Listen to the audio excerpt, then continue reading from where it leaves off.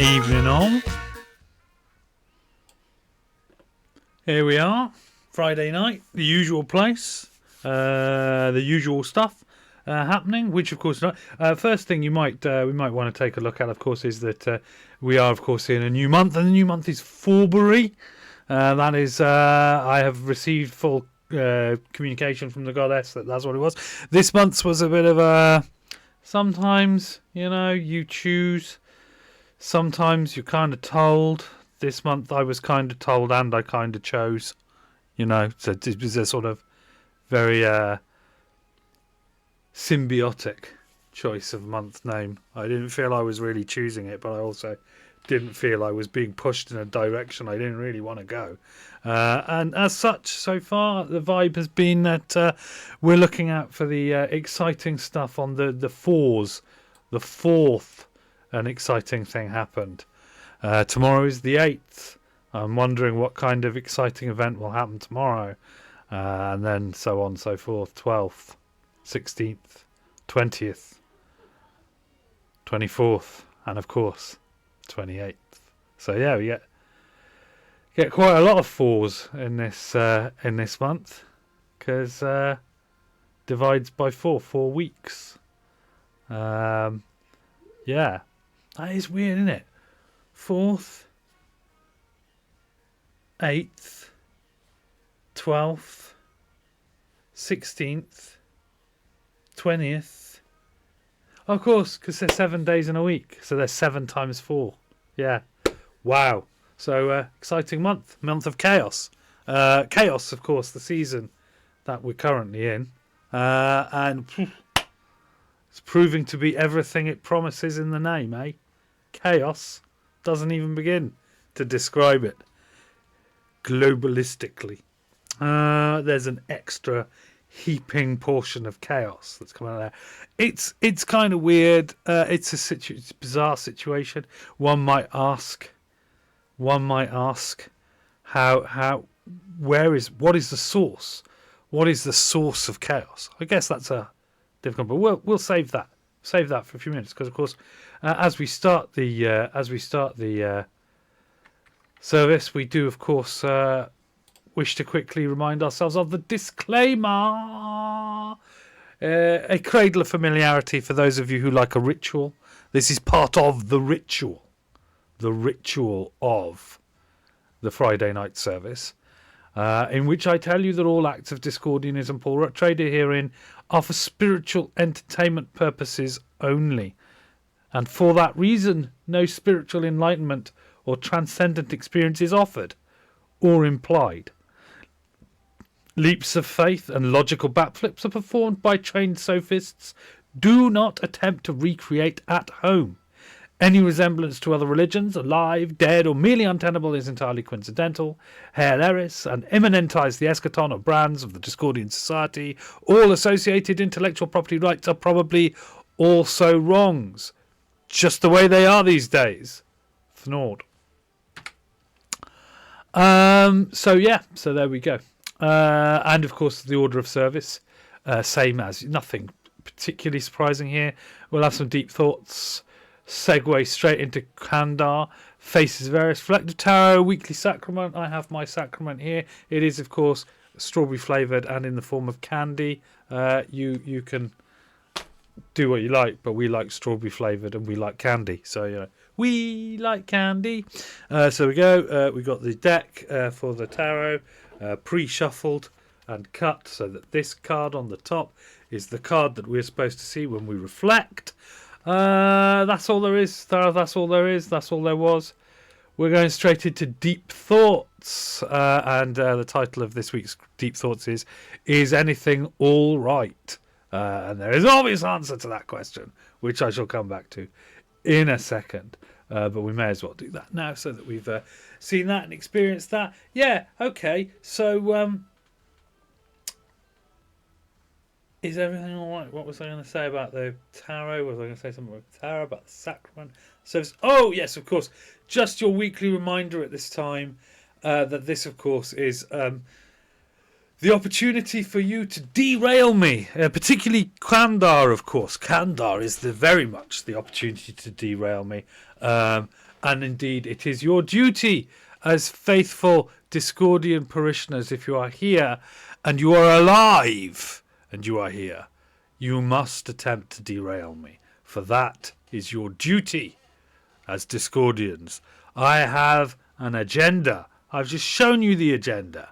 It is very anarchistic for me to have listed out what's going to happen. In fact, we are doing a ritual that we do every Friday, which is the Discordian service. And it is always the same order of things. They always come one after another every week. And that is kind of anarchistic. But the point of it being that it is supposed to be invoking eristic pushback.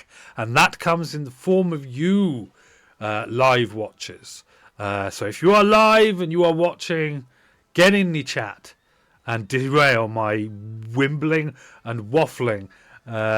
Your asynchronous friends, the people who do indeed watch the service out of sync and enjoy a little slice of Friday whenever the service is playing, they will thank you probably for not having to listen to me opine. Are we having 23 this week? We had 20. Did we have 23 last week? Am I even bothering with 23 anymore?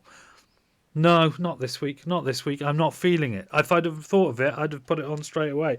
But I didn't, and therefore it's not happening. I must, however, adjust my hat. There you go. The hat has been adjusted. So here we are.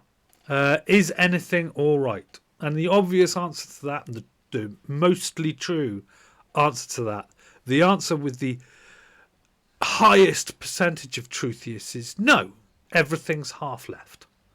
If you take anything, you can't discount the left side of something that is all right, and you cannot discount the right side of anything that is all left, meaning that nothing is all left or all right. In order for something to be all, it has to consist of left and right. And this is a point that I kind of made last week, and it's a philosophical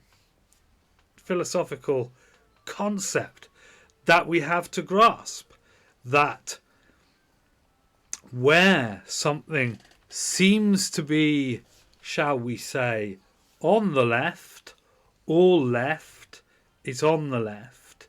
Yeah, as if that's to say, I mean, is a road all left or all right? No, obviously not, because some people drive on the right, some people drive on the left. Depends if you're in Europe or in Britain or in New Zealand or in America or wherever, which side that is, but they have a convention. There is a convention and people drive on the right or the left. and the road consists of a right lane and a left lane, or maybe multiple lanes on both sides. Okay, so the whole road is right and left. So when something claims to be all left or all right, it is saying there is no left component to me, I'm all right, or there is no right component to me, I'm all left. Then we can know for certain that that is a lie, because what they mean is that there's an entity that has a right and a left, and the left doesn't want anything to do with the right, and the right doesn't want anything to do with the left. But how does that work out for us? How would that work out for us in life? I happen to have some fingernail cutters here. Do not worry, I'm not going to cut my fingernails live in the service. I do not think that might possibly be occasion for a trigger warning for some people. But no, that's not what I'm going to do. What I'm going to say is, if I want to cut the nails on the right hand, yeah, then I would remove this from its case and grasp it in my left hand. If my right hand and my left hand wanted nothing to do with each other, I'm instantly scuppered. The right hand cannot prune the talons of the left, and the left hand cannot prune the talons of the right. Yeah, left and right are left unmoored.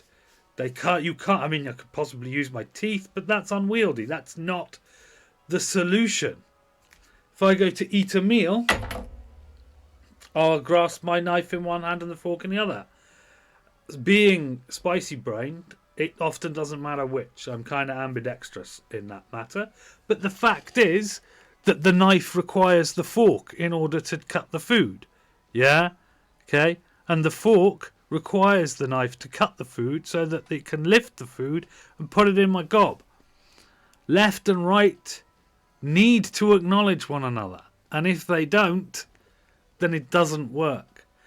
So one should be deeply suspicious, this is all I'm saying, of any system where a portion of that system is encouraged to claim that it is all right with no left, and another part of the system is required to say that it's all left with no right.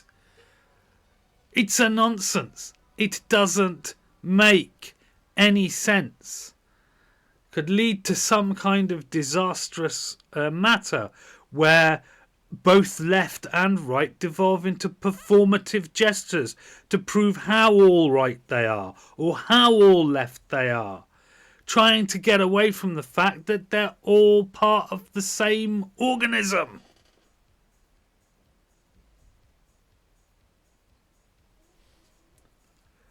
I wish there was some practical demonstration of this principle alive in the world right now, where something, or someone, or a group of someone's even, kept pushing the boundary, claiming to be there is no left part of them, they're all right, there isn't any left, they are just rightness, right, they're all right. And they kept trying to performatively do a more bonkers thing that is rightish in order to prove their rightness without question of doubt, and to prove the elimination of all leftness. Simultaneously, there might be a group of personages or a thing or a person who keeps performatively doing left things to prove that they have expunged all rightness from themselves. And that this system, because the left and the right are really two parts of the same organism, just leads to a ridiculous situation. It's okay though, it's all sweet. While they do this performative theatre of all leftness versus all rightness, chaos increases. And of course, Greyface sneaks in. Because here's a fundamental flaw of Greyface for you. Greyface is always an illusion, a delusion of the ability to gain control.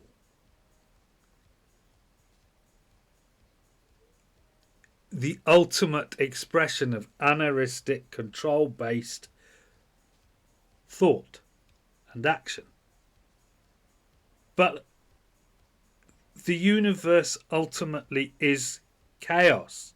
You can't control it. The bits of chaos you manage to wipe up and render as order in the great hodgepodge of existence, yeah, that's just a surface illusion on top of raw ultimate cosmic chaos. You are literally, by trying to assume control, shuffling them deck chairs on that Titanic. And this is why predictions based wholly on who has control of, what, and how the control is expressed, often wind up being wrong. Because what you're talking about is the anaristic force trying to suck bits of the eristic illusion into itself. But then the thing is, chaos can always sneak into the eristic part by the back door, because anaristic control cannot control the chaos, the cosmic chaos. It doesn't even understand it, acknowledge it. That's how it works. You introduce an anaristic theorem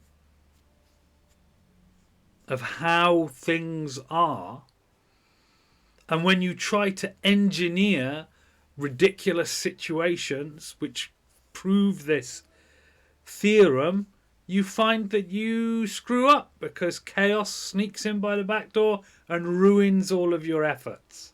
Some unknown, unplanned for factor that you had not accounted for screws up your carefully laid anaristic plan. That's how it works. That's what happens. So in the true spirit of Discordia and Discordianism,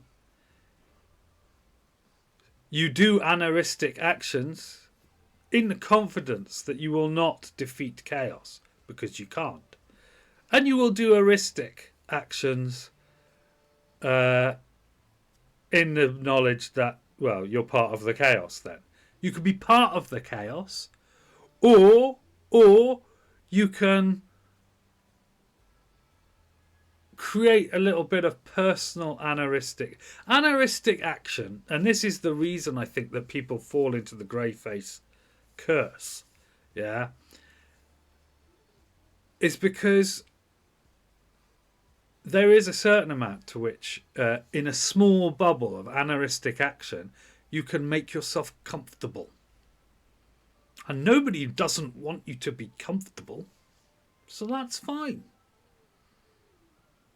But then the point is that that's what it's for. Anaristic thought, action, purpose, all of these things, productivity in your chosen career and life path, all of these things are illusions. But that's fine. Because where does the illusion stop? It doesn't. We exchange small chits of metal and pieces of paper for goods and services. It's an illusion.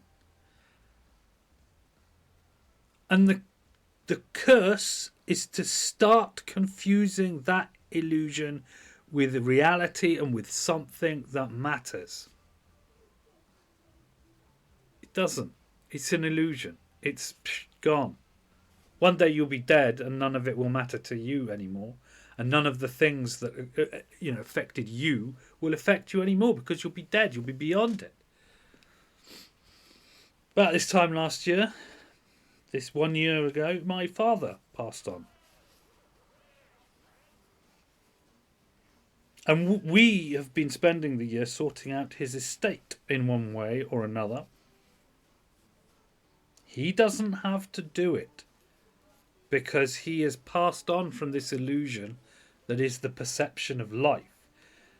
People within that illusion do recognise that when someone is dead, they cannot any longer participate in the illusory hodge and podge, anaristic and eristic back and forth of us all living in the presence of others who are also alive. But we have to participate in that. And as such, that means his presence has not yet retreated from this world. But one day, all of those little bits and bobs of stuff that have been left, like flotsam and jetsam in the matter of our lives, will have been tied up, tidied away, moved around. His echo will have gone out into the world, and there will be nothing for most people. There will, it will be a resonance that slowly fades over time. But it's only a resonance for us, the people that get left behind.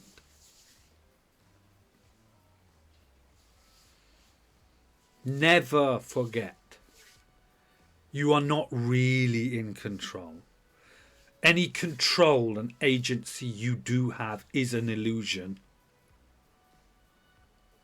So we're all sharing an illusion together. And that is why there really is no logical sense in making the illusion unpleasant for other people if you can possibly avoid it in any way.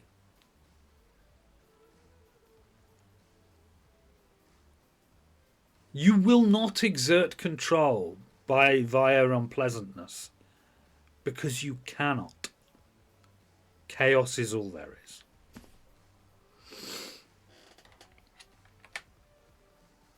I myself, here we are, we've come to Kandar. I myself am indulging an eristic fantasy in this service. Yeah? Although the service's purpose is not for me to exert control, which is probably why it's not very popular. People love to the cult leaders' eristic illusion brings them to a place where they control others, and those others desire, because they're saying, I was confused. People who used to be in cults say, I was confused when I came in. I wanted someone to make sense of things for me, and cult leader X seemed to have the answers. That's what they always say. She seemed to have the answers that would unruffle my life. And if they're lucky enough to be ex-cult members, meaning they have broken away from said cult, and as we would say in the wider illusion, come to their senses, they at some point have been on a journey which made them realise that they themselves had subscribed to yet another illusion. And people do sort of are like, oh, they must have been weak or whatever. But you're like, no, that's not the case at all. I'm just going to bring the backing music back up a little. Oh yeah, I've done that completely wrong. There we go. Sorry about that. I just took it way down. I was very aggressive, and now it's back, sitting in the background. Yeah, so the thing about it is, when you think about it in those terms, often we have a feeling of maybe slightly disdainful sympathies towards former cult members, born partially out of our fear. What if the cult were to get me? And you're also wondering, but on the other hand, you could also be loftily wondering, how did this cult member become a cult member? How could they fall for this? It's so obviously nonsense. But the fact is that the rest of us in the wider illusion only measure this is harmful, this cult experience is harmful, by our own sort of framework of believing that particular experience, well, it's sort of an experience of groups like this harm those who are within them and can do harm to others, and are carnivorous in their soul-sucking propensity to need more and more to feed their own illusion.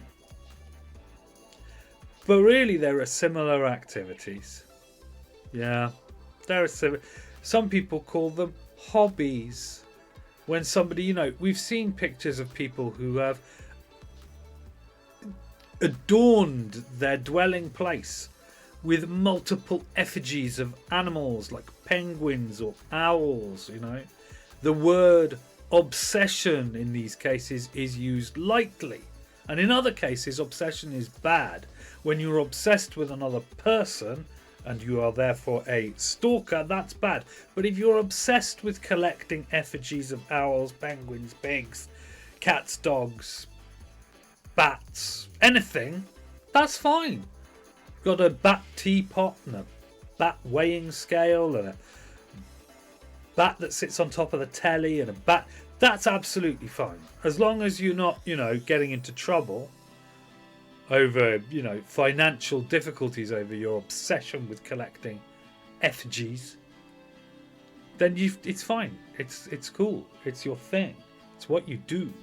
People are curious. They want to see it. And that's the measure, usually. But the fact is that all of these illusions are the illusions. TF2 Real Gamer 2022. It is time. Yo, yo, yo. Oh, yo, yo. Ooh, indeed. We were just talking about how everything is an illusion. You are not late. Well, in the sense of, if we were going to say the late TF2 Real Gamer 2022, then that would be a canard. Because dead people can't take part in the chat. So you're definitely not late in that sense. But then in another sense, all sayings are true in some sense, false in some sense, and meaningless in some sense. So that is true in some sense, you are not. It's also false. There are senses in which what you say is a lie, sir, and a falsehood. But thankfully, there are also senses in what you say makes no sense whatsoever and has no context or meaning in this universe.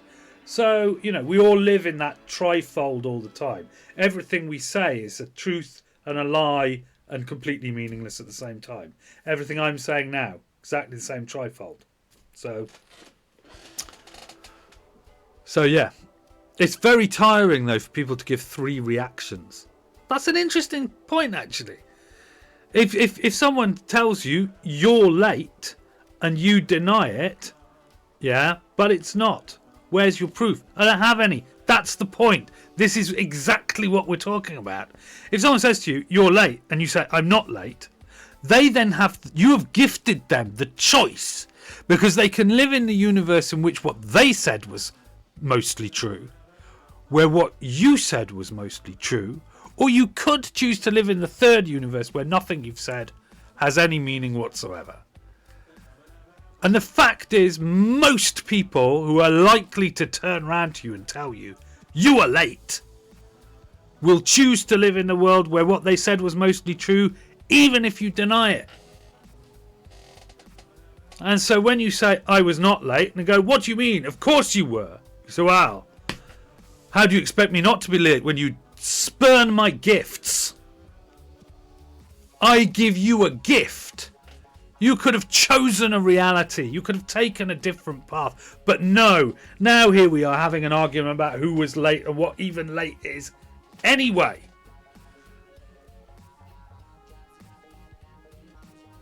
And then you could get your things and be shown out by security. But, that's... Then again, it's your point. You could choose which reality to live in, whether that was a good thing or a bad thing. A Christotunity, as it were. That's the point. When somebody says something and you feel that you have been unjustly cast in a wrong role, you can give them a response that indicates that, and then they can choose which world to live in. Although I must warn you that most people choose to live in the world where they end up being a bit of a dickhead. So that is that. Before we move on, because we were in Kandar, we are. I mean, it's right there in the top of the screen. We're in Kandar. So I guess I should ask: is there a ka that you want an a to, or shall we just move on?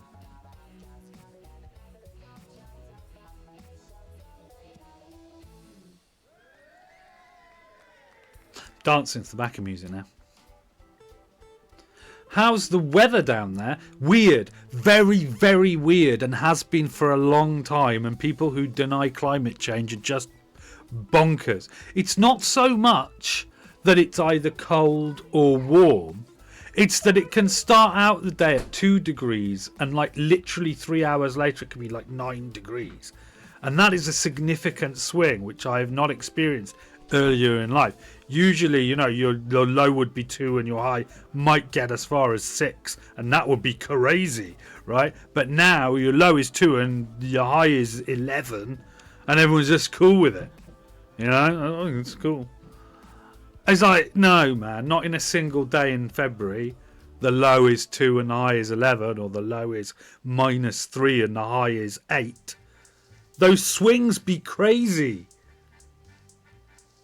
Never know what you're going to get. So that's how the weather is down here. And that's where we're at. Still no snow, of course, because we live in a place where it just doesn't snow. But you know, I like it that way. Snow's more of a burden than it is a not burden. It's worse up here, man. Worse. Yeah, ours worse. I don't mind. Whatever. Spell how you want. Letters are largely, you know, just letters. But yes, it is. It's worse. Yeah, it probably is. I mean, it's definitely worse. Probably worse in the valleys in Wales, I would think. We have what I came to term Grand Theft Auto weather in Wales, also aka a microclimate. When you live in there are a lot of river valleys in the English part of the UK. England is full of river valleys, flat flood river plain valleys. And what happens in those, Thames Valley, Trent Valley, blah, blah, blah, is that weather kind of moves in at one point. There's an exciting bit of weather, you know, high to low pressure, clouds come in, whatever it is. And then whatever weather system plops into the valley stays for weeks. People complain about it raining in Wales. It rains often in Wales, but they've never experienced the River Valley. It rains for like a month without any kind of a break because the rain's just sat in the River Valley. But Wales is way too volatile for that, and the weather can be different 5 miles away in Wales. You know, you could be sunny in one place, rainy in another. If you drive up the valley, it's almost certainly colder. We could be here where there isn't a speck of snow. If I drove up the valley, the Avon Valley or the Neath Valley, I bet I would go so far before I found everything was covered in a light dusting of, you know, crappy snow, because it sticks.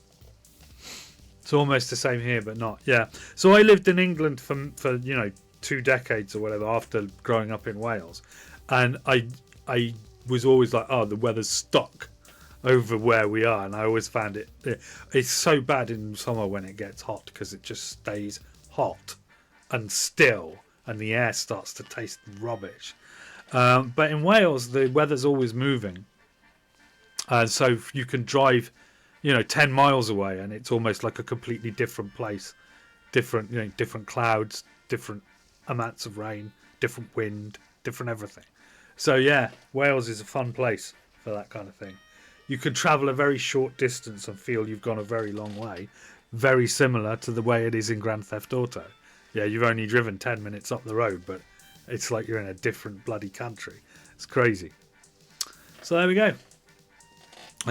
Breakdown of the weather and how you observe in real time the devastation that has been caused to the climate on the planet by something, probably us.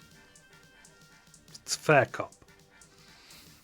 We piss out a lot of bad gas and plastic, and then our solution to that is to tell everyone else recycle your plastic. Watched a documentary about that this week where it's like, yeah, plastic recycling largely just a lie. Just a lie. You know, what you do to solve the problem that you're pissing out too much plastic as a corporation is say, well, we'll put little stickers on it to say we're recycling it. What do you do then? Well, we don't recycle it. That's ridiculous expense. No, what we do is we say, oh, but customers aren't recycling at a high enough level. And nobody ever checks. And so therefore we get away with it because we say, We produce lovely green recyclable plastic, and then do you know what the rotters do? They just throw it in landfill. It's not us. They do. They, them, the consumers. They consume. And they just put plastic. Now, that's the way it is. That's the top and bottom of that. So, and then nobody does anything about that. I mean, the theme it is becoming is that people do hideous, appalling, evil things on a scale. The modern technology has given us the capacity to do face-to-face. We haven't got there yet. Remember, I rearranged the order. We haven't been there yet.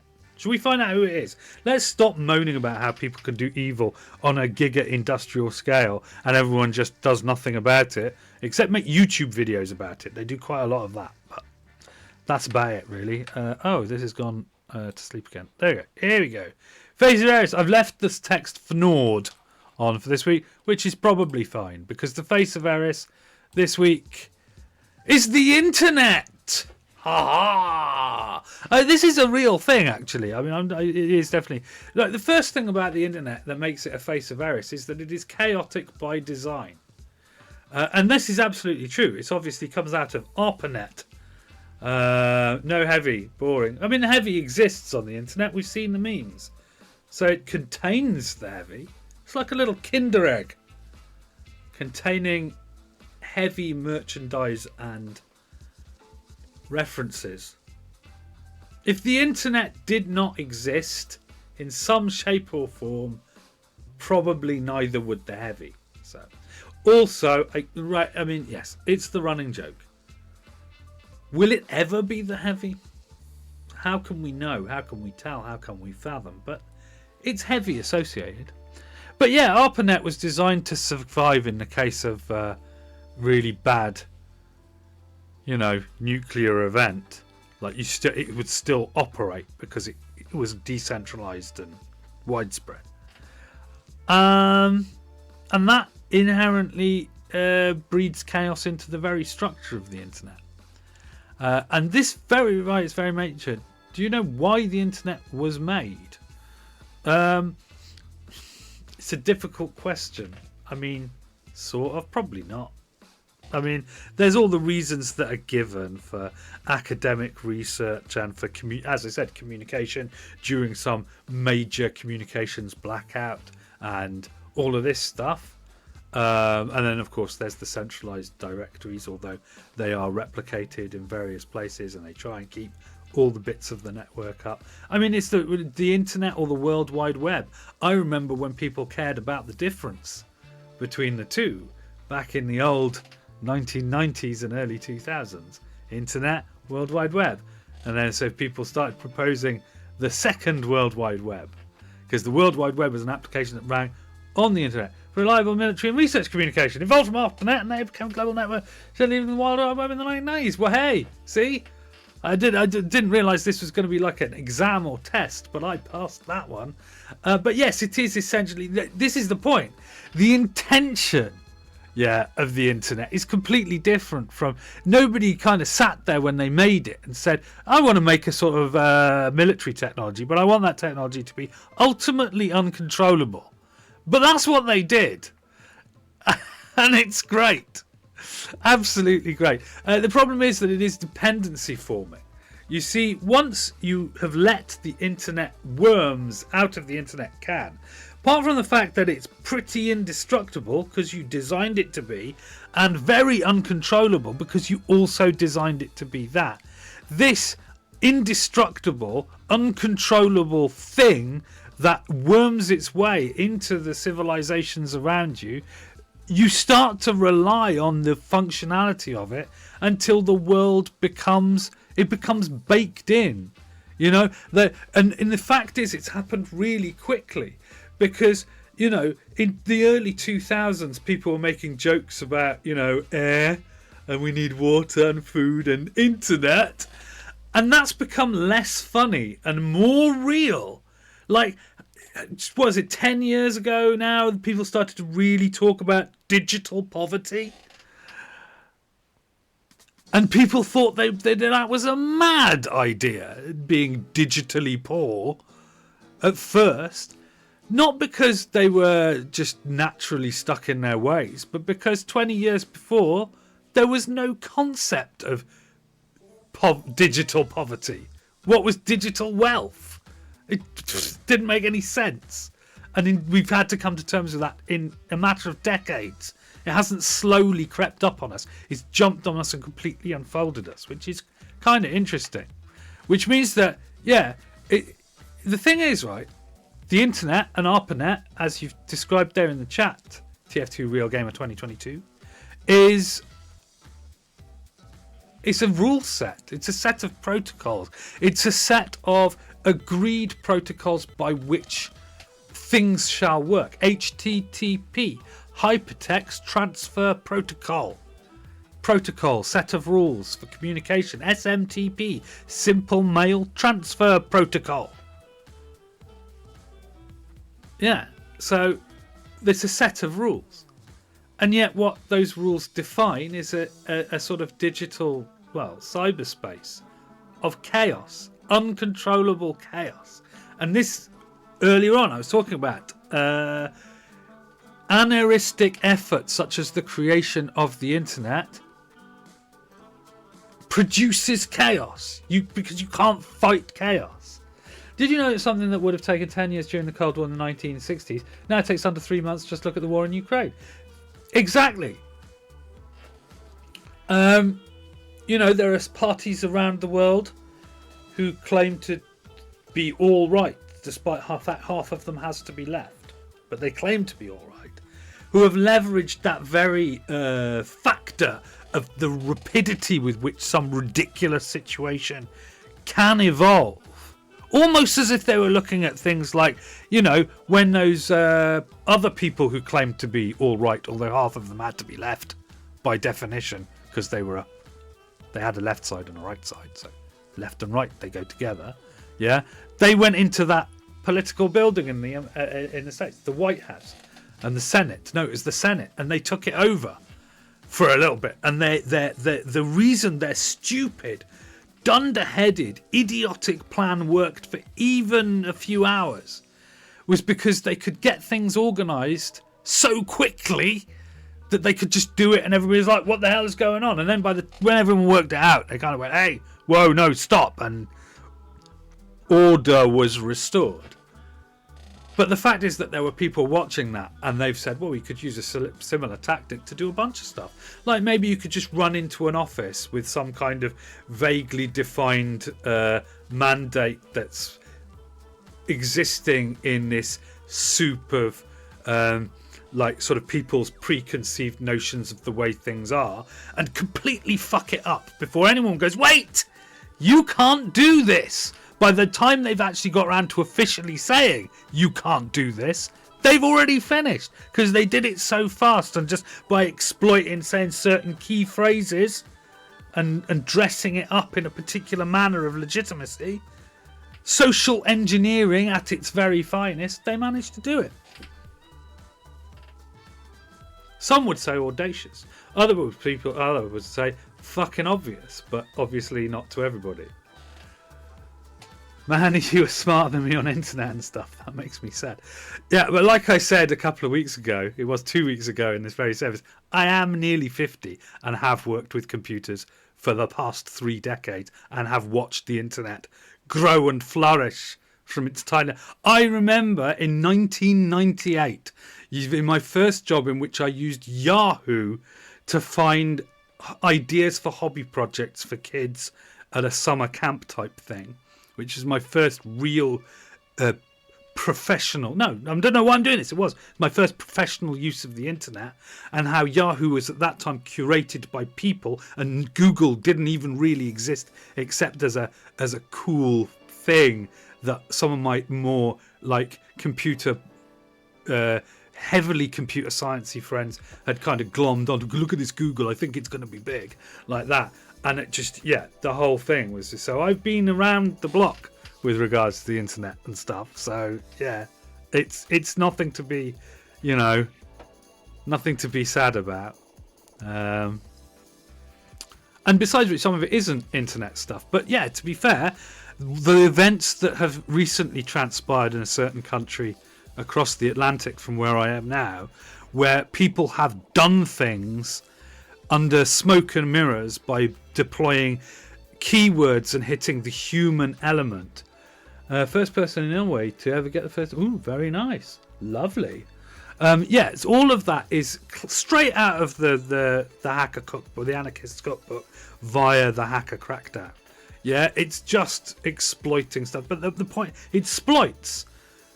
It's script kiddies with exploits, and it's just got to the level of actual government. I mean, what's really amazing about it, this whole thing, is that there was a whole kerfuffle over a certain social media app and how a particular country across the Atlantic from me right now was going to ban that internet service, despite the fact that everyone knows we're going to make our own virus this month. Lovely, lovely. Used only for good, of course. A good virus. Which is possible. It does happen. For school. Yes, a school virus. So my little boy is getting to the age now where he's going to start using a thing called Scratch to start learning programming.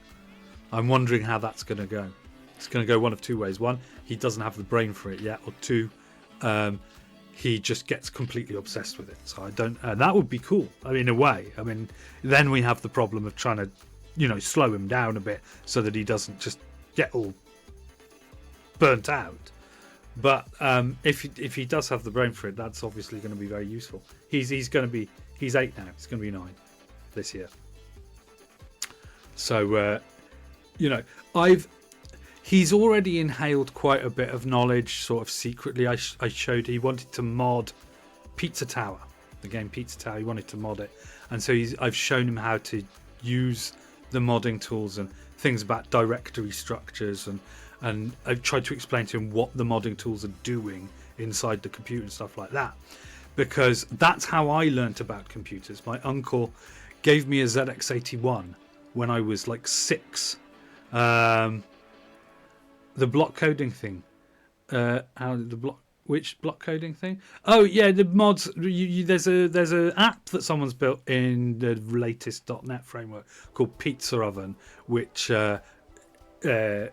copies, like, basically all the game data is held in a file called something.data inside the Pizza Oven folder in Steam, and the modding tool, the Pizza Oven modding tool, copies that data file and adds the mod code in, and then saves it as a file with the format same name .data .po, and does other changes like that, and that all happens sort of auto-magically inside the operating system. But it doesn't.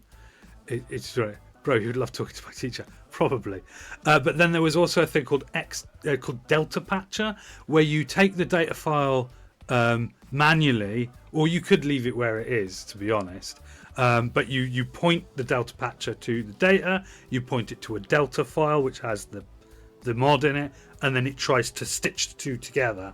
And as that's what Steam is running when it runs the game, then you get a modded game. We've not had a single success with that yet, but that's because mods are made with certain versions of the games, and later versions of the game break the mod, so it doesn't work, and it's all a bit techie and grommety. And my son got very frustrated with the fact that they kept not working and that you had to keep, and I said, this is how it works. There's a human component to being able to patch software together and stuff like that, so we know what the rules are, what it should be doing, and if it doesn't do it. And thankfully Steam is well aware that this kind of stuff happens, so you've got a button on the game's properties which says verify integrity of files, and when it finds the one you've been pissing about with to make it mod, it sets it back to what it should be, and your game is unharmed generally. So it's pretty cool. It's fun in a way, but it's also fun in a way where an 8-year-old just wants to play a Pizza Tower mod, so gets upset. But the thing is, he's secretly learning how things hang together in an operating system, and that's this is what happened to me. I was with the ZX81 typing in code listings and saving them onto cassette tapes, and then later on in life I took a break. I was like, I don't want to do that anymore. I just played games on my ZX Spectrum, my Commodore 64 for many years, didn't really do any programming or consciously computer stuff. Then I was into theatre acting for a long time, and then I needed to get a job in the real world, and I got a job with a telecoms company, and I found that because it was digital telecoms, so it all worked off computers, and I knew how computers worked and how they networked from what I used to do just for games and stuff. I was asking all these questions, and eventually the IT guys were like, you should really be working in the IT department. Why are you working in customer services? So I went back to college and I did loads of computer stuff, and here we are today. But that's the point.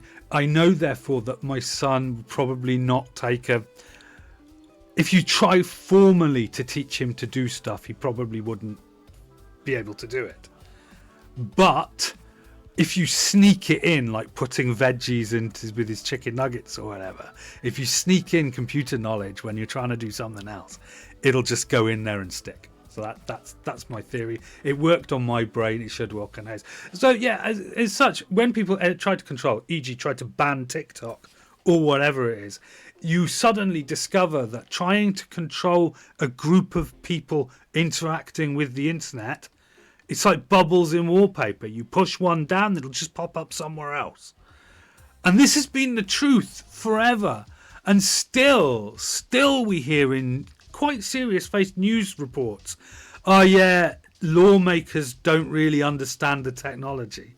Because the lawmakers they didn't understand the technology when they were 50, 10 years ago, and they're still in their jobs now, 20 years later, at 70, and still have, still no idea, but also they're 70, so they have I don't entirely buy that your capacity for learning new shit disappears. I think what happens is you stop learning new shit at some point, and then all the tools you have, they are things that atrophy and rust even in the highs of corners of your mind. And so there we are. So I think that we do have a generational problem, which is that the generation that's still in charge of everything doesn't understand, and it only gets worse as time goes on, because they didn't understand it 20 years ago. Well, you think about technology, state of 2005, how was Facebook? How was Twitter / X? No, it's still called Twitter. It's always going to be called Twitter, whatever Phony Stark says. Yeah? The digital world was still complex 20 years ago, but it was also so fucking different from the way it is now. It's completely different. I remember working at a ticket company. I need a small. Working at a ticket company around about 2008, 2009, when I was looking into all this really strange cutting edge stuff with cloud technologies, and everybody was looking at me funny because we're going, this is going to be it. This is going to be where we head. Cloud technologies. Yeah? And now you can't fucking move without people being like, well, it's in the cloud, isn't it? It's all just one line of code. Which was just one line of code? What specific thing was one line of code? I'm curious to know. While we're waiting for that crystallization. Yes, there is an argument to say that the internet has become the soul of society. Yeah. Only in a certain perspective, because it's weird. People don't use this term very much anymore, but people used to have a thing. We used to have a thing called the Zeitgeist, German for spirit of the age. Yeah, and that does seem to have. People used to quite regularly say, "Well, it's in the Zeitgeist," and yeah, people have stopped saying that it's in the Zeitgeist. Sorry, you're like 30 seconds behind. Yeah, no, you are. I have got a monitor on a completely separate PC that's just streaming me back, and I noticed that the lag between me and Twitch this evening is quite egregious. Although, and I'm looking, and I have dropped 3.3% of all frames in this broadcast, which is so weird. Can't refresh because of the ads. Yeah, ads, man. I should possibly consider stopping being an affiliate. It does not really bring any benefit, and that's not what I'm using Twitch for. If I made any income out of Twitch at all, I wouldn't know what to do with it. The only thing that I have that stops me not being a Twitch affiliate is it seems like a bit of a ball ache to tell them I don't want to be an affiliate anymore. I should look into it, because I became a Twitch affiliate because it seemed to be the thing to do, but all it causes is that you have to watch ads, and that's it. So yeah, I'll look into it. Good shout, reminding me that you have to watch ads, unless you wanted to subscribe to me, which don't tell me. No, I can see that it's been constant. Maybe I'm gonna drop and then come back, because there's a whole thing that says welcome to the chat room. I can never stand that when I drop segments. It's always a ball ache. I should open source my streams. I definitely should, because it's not. The point of it is not to make money. And I'm not going to sit here for 5 hours playing bloody Valorant or something in an attempt to make money off streaming. I don't want that money. I have a job, and I don't. That's the thing. There's a lot of people who, I'm running a Kickstarter, or I'm trying to raise some funds to do something. And it's like, no, I actively don't want the headache of dealing with that income.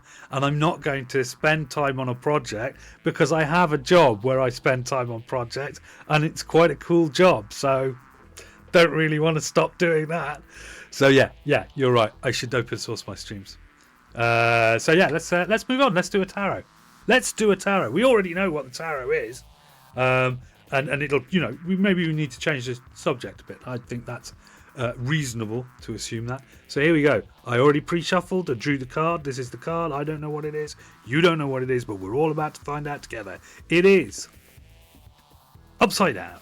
Holy wow! Holy cowbacks! It's a big noise. I told you, February. There's big things afoot. Well, we know this. You only have to look at social media, or if you're really insistent on bumming yourself out, the news. Big things are happening in the world. And this is a big thing card, resonating across the whole human experience. Not like a day-to-day, oh, that's funny kind of thing that you notice. This is part of the vibe. It's not rigged. How could it be rigged? It could literally be any card. And the point about it is it's supposed to pick up on the vibes. That's the theory.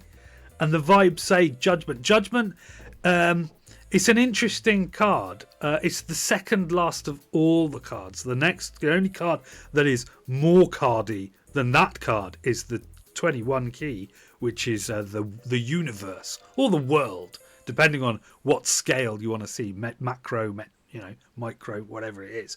Judgment comes just before the world, and so and the thing is, there are sort of echoes of Judgment. There's like the tower, in which a thing gets like Jenga'd. It gets pushed over. It says you're going to have to start again from scratch. Judgment is not that. Judgment, and we've also got there's one that's like Justice. Yeah, and it's not that either. Judgment is like the reckoning. Yeah, it's like everything's coming to a head, but the system isn't going to break. And I didn't do 23 this week. I made a decision at the beginning of the stream not to do 23 this week. Probably be back next week. 23 is in tarot cards. There isn't a card 23. There are 22 major arcana keys, but there isn't a 23rd. Although there have been propositions for a 23rd card, but they never take. So 23 is the card that isn't in the deck. And I don't mean happy squirrel or sad squirrel. I just mean this kind of notion of absence. Is like a Japanese art notion of a card that just doesn't exist. You can't draw it. Oh, that's going to give me loads to think about this week. But anyway, yeah, Judgment. Yeah, Judgment is just the vibe that all the chickens are coming home to roost. And not just for you, as a person, but around. You live in a world where chickens are coming home to roost. And indeed, we are living in a world where chickens are coming home to roost. So what do I get? I bet after I send this message, the stream is over. Well, at some point, you are inevitably correct. Let's move it on, shall we? There's been a bit of a banger this week. We've been going for a while. So thank you for... Did you derail me? Yes, you did. I'm going to bless you and tell you 100% you derailed what was happening. But what's really weird is that it became a synthesis of what I was talking about and what we were both talking about. It was great. You got pink water. There's a sacrament to be proud of. Pink water, we love it. So I've got my sacrament, which is, of course, the sacramental token. And so you shall join me now in intoning the sacramental mantra. I could not find a hot dog, not even with a bun. So I eat this insert name of your food here, candy noodle. Because devotion comes with fun. Hail Eris!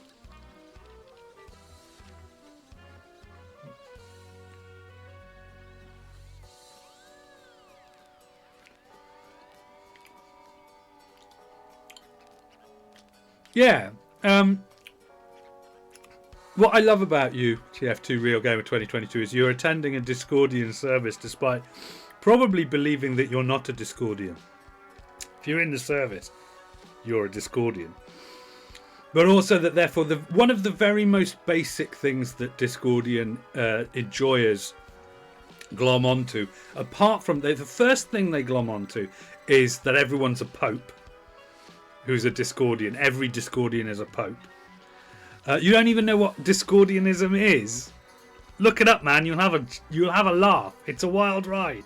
All of the materials are available on the internet in the public domain because it's all been it's built on a basis of what in the 60s was known as copyleft. So the first thing they love is that everyone's a pope. The second thing they love is that there's a part of the Principia Discordia, the Discordian holy book, that says you are prohibited from believing anything that you read, which is very important. And then the last thing that they find hilarious is that on a Friday, which is why these services happen on a Friday, a Discordian is enjoined to go off and joyously partake of a hot dog, but not the bun. It must be a hot dog with no bun. Hence the sacramental candy having no bunnish part, just a hot dog part. And there's a reason behind it. But the point is that the three things that I think are the cornerstones of people understanding Discordianism are: 1, everyone's a pope. 2, don't believe anything you read or anything. Doesn't even matter if you read it. Just don't believe anything. And 3rd, hot dog, no bun, every Friday. So there we go. That is Discordianism in a nutshell for you. And I love the fact that you attend the service and then you're like, I don't even know what a Discordian is. That, to be fair, many people would regard as one of the most Discordian things someone could ever do, is consider themselves not even just an ignoramus on the subject of Discordianism, but still regularly rock up to someone's Discordian service. And Discordianism hasn't had it has. I saw some, they weren't very good. So it hasn't had services of this quality for its entire existence, its entire 60-year existence, right?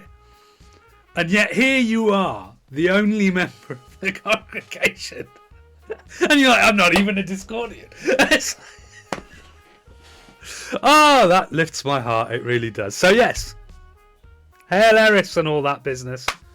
All hail Discordia. It is, as always, despite my continual spurning of the heavy from Team Fortress 2, it is always a joy to have you in the congregation, TF2 Real Gamer 2022. And you make this, you lift the experience for certain. I will, of course, be returning next week, Friday night, because it is our holy day. And that is why we eat the hot dog sacrament, yeah, and that is why we are Discordians and better for it. Chaos. We are in the season of chaos. We are in the religion of chaos. It is time. It has always been time. It always will be time. Wow. Well, I don't even know where that came from. Straight from the goddess, probably. All right. Farewell. Until next time.